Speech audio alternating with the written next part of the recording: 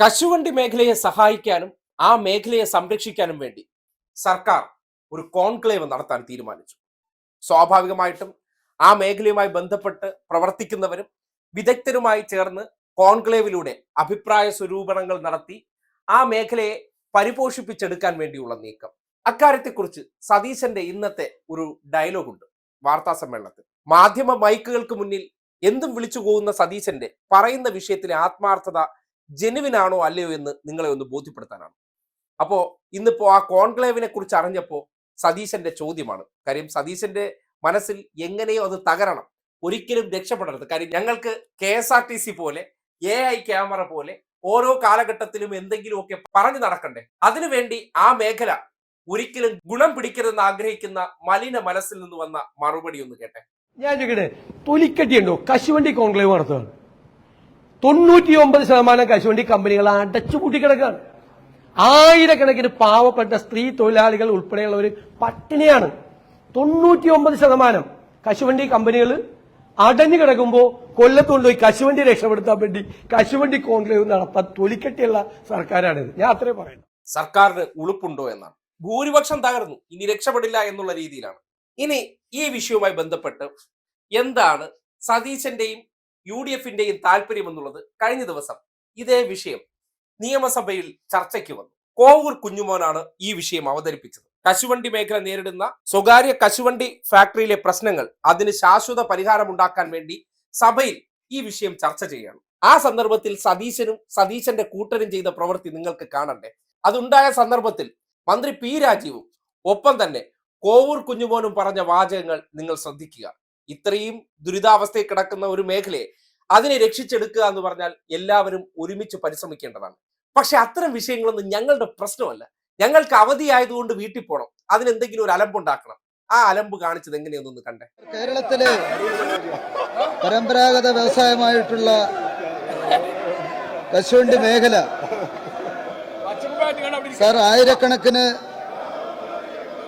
സ്ത്രീ തൊഴിലാളികൾ പണിയെടുക്കുന്ന വളരെ പ്രധാനപ്പെട്ട മേഖലയാണ് കശുവണ്ടി മേഖല. 95% വനിതകൾ മാത്രം പണിയെടുക്കുന്ന ഈ മേഖലയിൽ ചില പ്രശ്നങ്ങൾ നിലനിൽക്കുകയാണ് സാർ. അതിന് ശാശ്വതമായ പരിഹാരം കാണുന്നതിന് വേണ്ടിയാണ് ഈ ശ്രദ്ധ ക്ഷണിക്കൽ ഞാൻ ഈ സഭയ്ക്ക് മുമ്പായി കൊണ്ടുവരുന്നത്. സാർ, കേരളത്തിൽ മൊത്തത്തിൽ 80 കശുവണ്ടി ഫാക്ടറികൾ നിലവിലുണ്ട് സാർ. അത് 100 ഫാക്ടറികൾ മാത്രമേ തുറന്ന് പ്രവർത്തിക്കുന്നുള്ളൂ. അത് സ്വകാര്യ മുതലാളിമാരുടെ ഫാക്ടറികളാണ് ബഹുഭൂരിപക്ഷം വരുന്ന ഫാക്ടറികളും.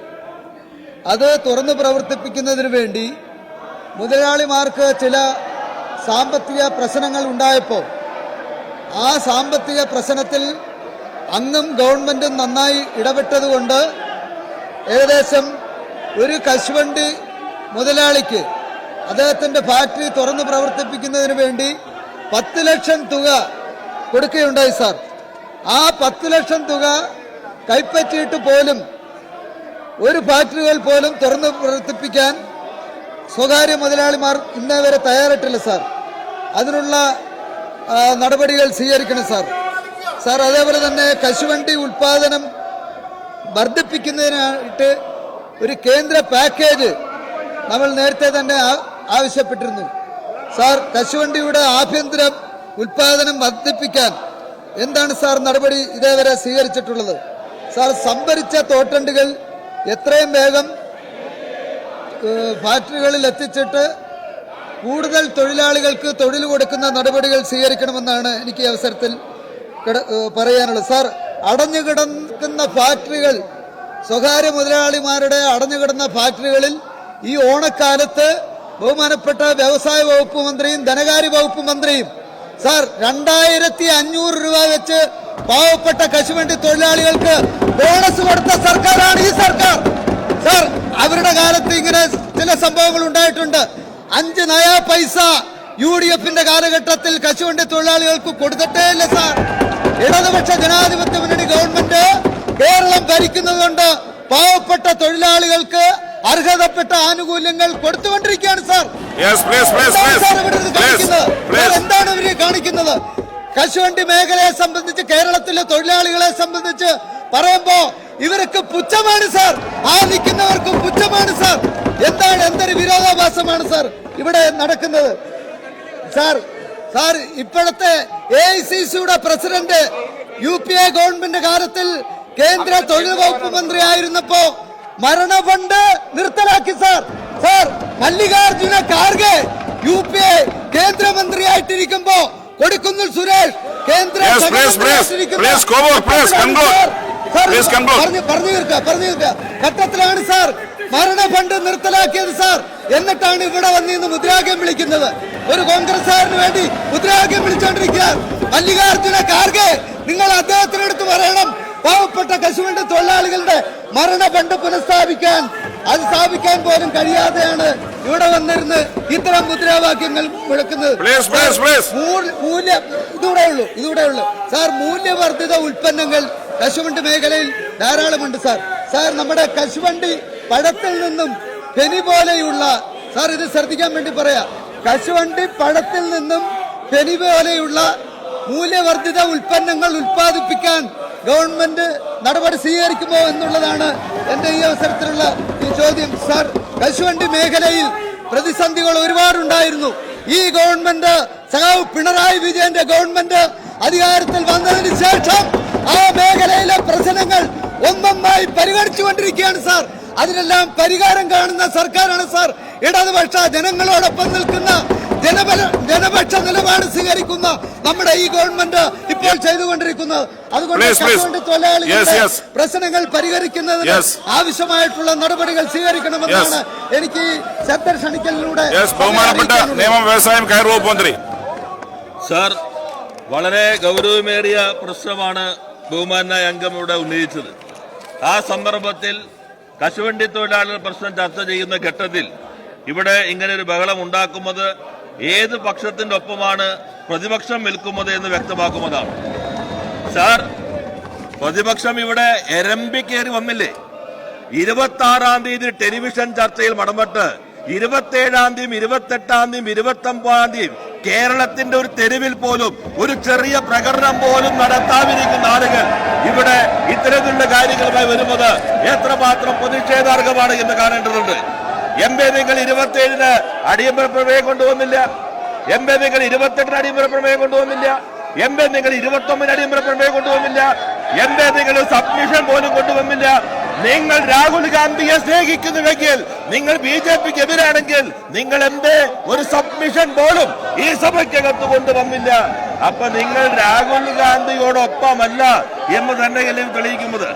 സാർ, കശുവണ്ടി മേഖലയ്ക്കകത്ത് ഈ ഗവൺമെന്റ് നടപ്പിലാക്കിക്കൊണ്ടിരിക്കുന്ന കാര്യങ്ങൾ ബഹുമാനായ അംഗം തന്നെ ഇവിടെ സൂചിപ്പിക്കുകയുണ്ടായി.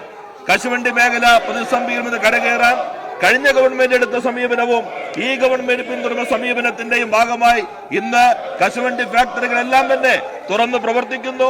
മെയ് മാസം വരെ, ജൂൺ മാസം വരെയുള്ള കശുവണ്ടി ഇന്ന് കശുവണ്ടി കോർപ്പറേഷന്റെയും ക്യാപെക്സിന്റെയും കയ്യിലുണ്ട് എന്ന കാര്യം കൂടി ഞാൻ ഈ സഭയിൽ അറിയിക്കുകയാണ്. അടഞ്ഞു കിടക്കുന്ന സ്ഥാപനങ്ങൾ തുറന്ന് പ്രവർത്തിപ്പിക്കാൻ കഴിഞ്ഞു. അതേപോലെ തന്നെ തൊഴിലാളിക്ക് ഈ പ്രതിസന്ധി ഘട്ടത്തിലും തൊഴിലാളികൾക്ക് 23% കൂലി വർദ്ധിപ്പിക്കാൻ നൽകിയ കഴിഞ്ഞ സർക്കാരാണ് ഇന്ന് കേരളം ഭരിക്കുന്നത് എന്ന കാര്യം ഞാൻ എടുത്തു പറയുവാൻ ആഗ്രഹിക്കുകയാണ്. അതേപോലെ ഓണത്തിന് ബോണസ് വർദ്ധിപ്പിച്ചു.